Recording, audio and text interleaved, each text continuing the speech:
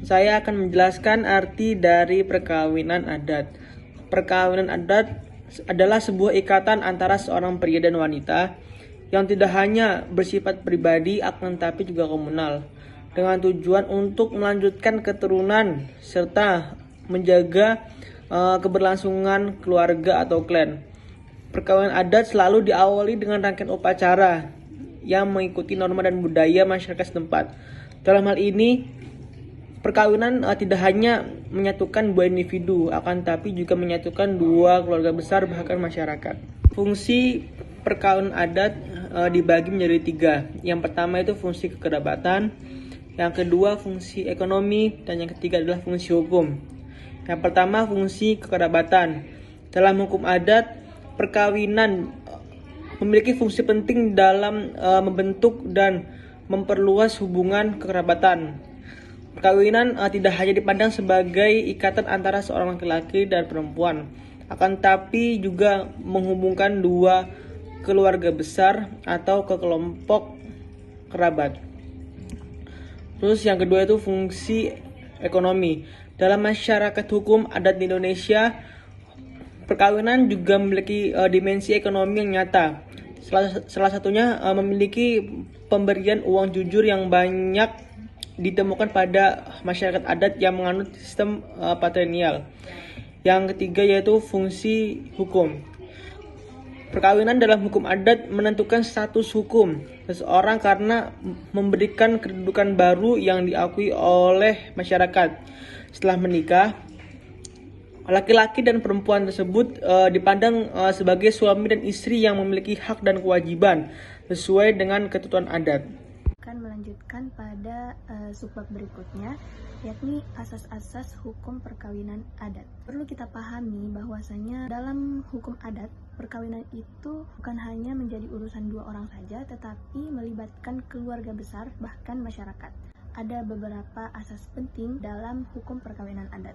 Yang pertama yaitu asas keadatan dan kekerabatan. Artinya, perkawinan tidak hanya menjadi urusan pribadi, tetapi juga dipengaruhi oleh keluarga dan kerabat. Selanjutnya, asas yang kedua yaitu asas persetujuan. Dalam hal ini, perkawinan harus mendapat restu dari orang tua dan keluarga. Ketiga yaitu asas partisipasi. Keluarga dan masyarakat itu ikut berperan mulai dari proses memilih pasangan, proses perkawinan, hingga menjaga keharmonisan dalam rumah tangga tersebut. Asas yang keempat yakni asas poligami. Nah, asas poligami dalam hukum adat merupakan praktik yang sejak lama dikenal oleh masyarakat, terutama masyarakat yang berstatus tinggi seperti raja atau bangsawan. Nah, poligami itu tidak hanya dipengaruhi oleh faktor agama saja, tetapi dipengaruhi oleh faktor sosial seperti kekuasaan, status, dan upaya untuk memperluas hubungan kekerabatan. Asas yang kelima atau asas yang terakhir yakni asas selektivitas.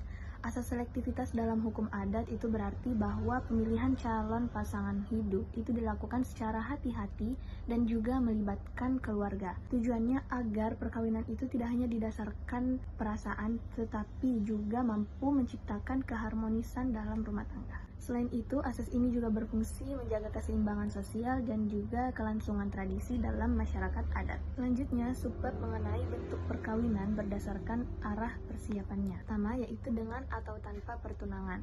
Biasanya sebelum menikah ada tahap pertunangan, yaitu kesepakatan awal antara dua keluarga sebagai tanda keseriusan.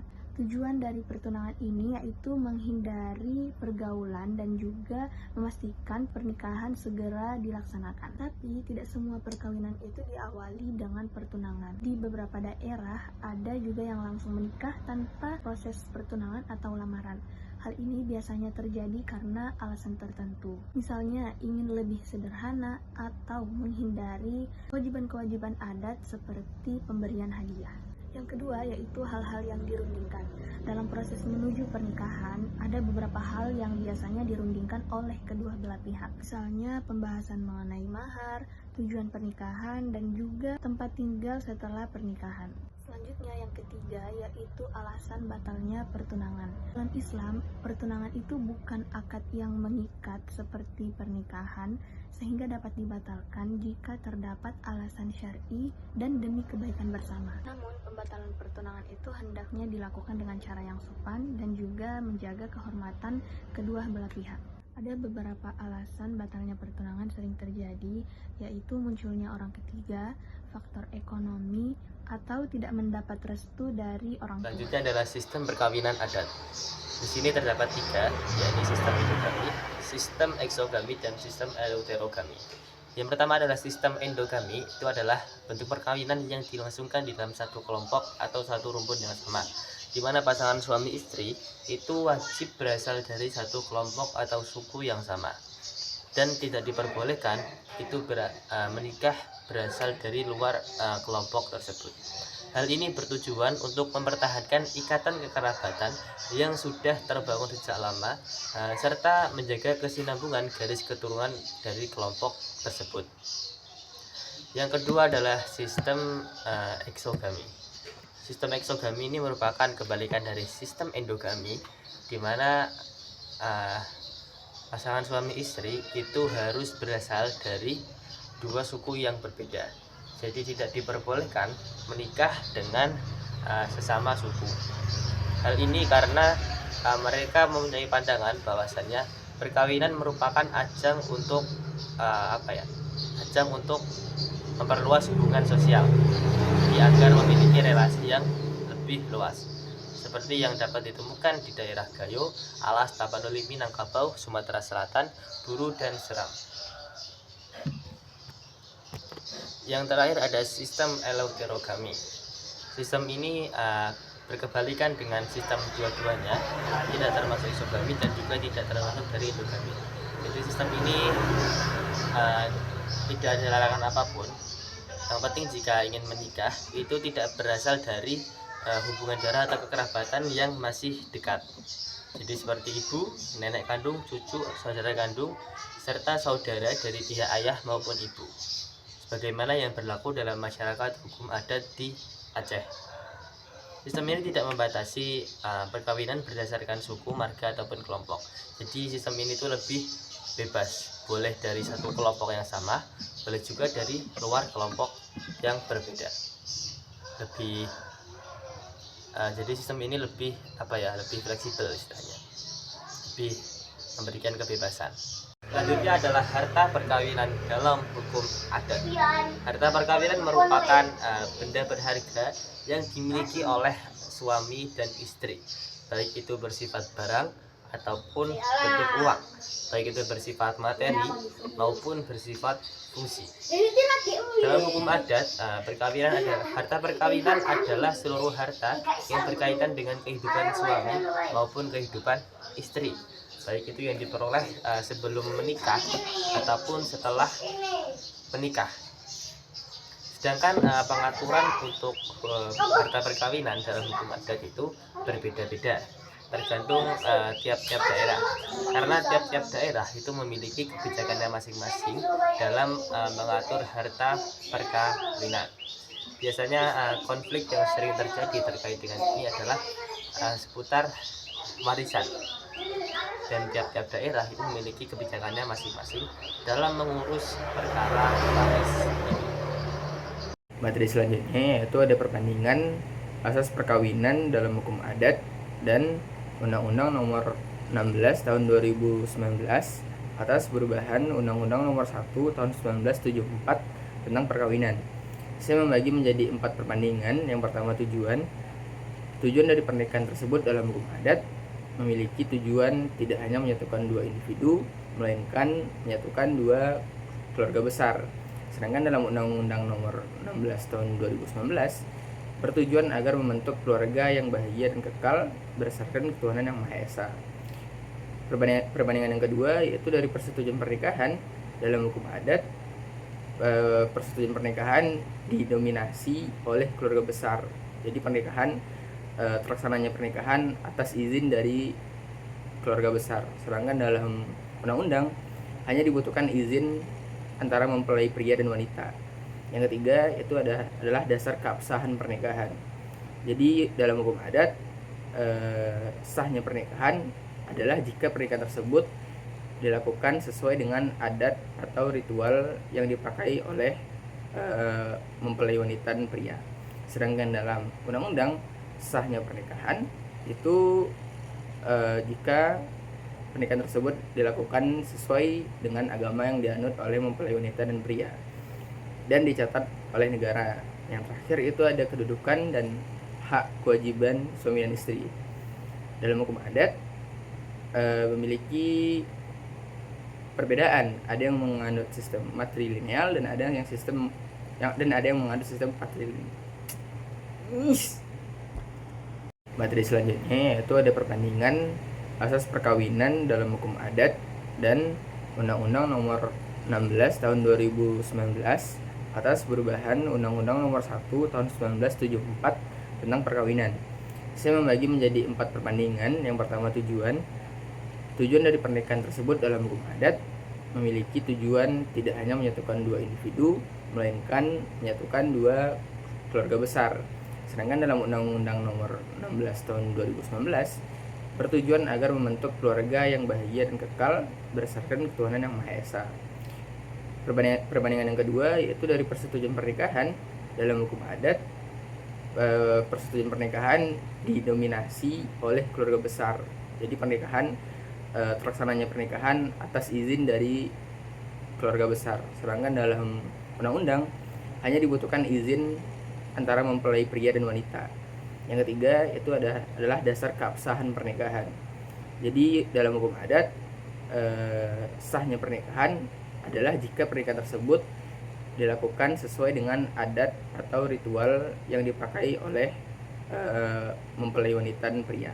Sedangkan dalam undang-undang, sahnya pernikahan itu jika pernikahan tersebut dilakukan sesuai dengan agama yang dianut oleh mempelai wanita dan pria dan dicatat oleh negara. Yang poin yang terakhir itu ada kedudukan antara suami dan istri. Dalam hukum adat, kedudukan antara suami dan istri memiliki perbedaan tergantung sistem yang dianut mereka. Ada yang matrilineal dan ada yang patrilineal. Sedangkan dalam undang-undang itu kedudukan serta hak dan kewajiban antara suami dan istri diharapkan seimbang. Halo teman-teman, langsung saja. Salah satu contoh kasus hukum adat endogami, salah satunya itu di Bali. Perempuan yang kasarnya tinggi menikah dengan lelaki yang kasarnya rendah itu akan mendapatkan sanksi sosial. Salah satunya seperti digibahin lah, dikucilkan, bahkan diomongin dari belakang. Eksogami salah satunya di Batak. Nikah satu marga itu ditolak oleh adat. Eleuterogami itu salah satu kasusnya itu di Aceh. Bebas pilih pasangan, tapi dilarang nikah dengan kerabat dekat. Perbandingan hukum adat dengan hukum nasional ialah secara ikatan. Yang pertama, adat itu sifatnya komunal, sedangkan nasional itu individu plus keluarga. Persetujuan adat itu keluarga dominan, sedangkan nasional itu keputusan pribadi. Sistem adat endogami, eksogami, eleuterogami versus nasional tidak pakai sistem suku, fokus larangan daerah atau agama. Harta, ini dalam ranah harta, adat itu kolektif, sedangkan nasional itu diatur hukum negara. Oke, mungkin bisa lanjut ke presentasi yang selanjutnya.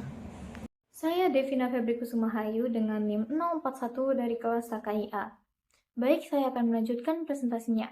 Masuk ke bagian akhir dari presentasi, kita akan membahas tentang tantangan dan relevansi hukum adat di era modern. Bagian ini merupakan titik temu antara tradisi leluhur yang kita hormati dengan realitas hukum nasional yang kita lakukan hari ini. Secara garis besar, ada 5 tantangan utama yang kita hadapi. Yang pertama, benturan filosofi antara hak individu menurut hukum nasional dan hak kolektif menurut hukum adat. Yang kedua, konflik kebebasan memilih pasangan di kalangan generasi muda yang sering berseberangan dengan sistem restu keluarga.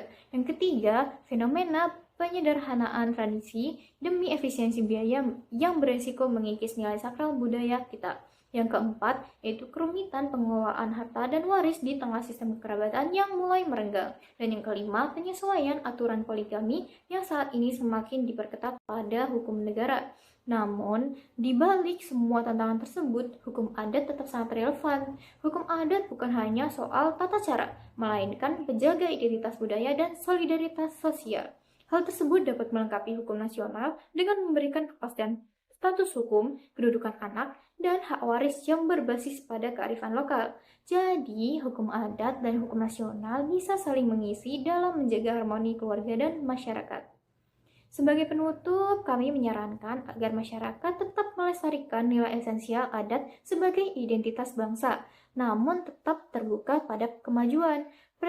Pemerintah dan tokoh adat perlu bersinergi menciptakan dialog akomodatif agar tidak ada benturan legalitas, terutama kepada generasi muda yang harus memahami filosofi adat agar tradisi ini tidak lagi dipandang sebagai beban, melainkan sebagai kehormatan.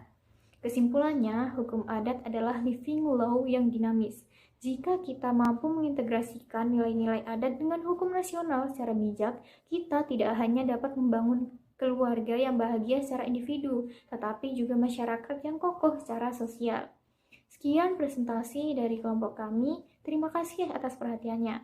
Kami siap menerima pertanyaan dari teman-teman sekalian jika ada yang ditanyakan.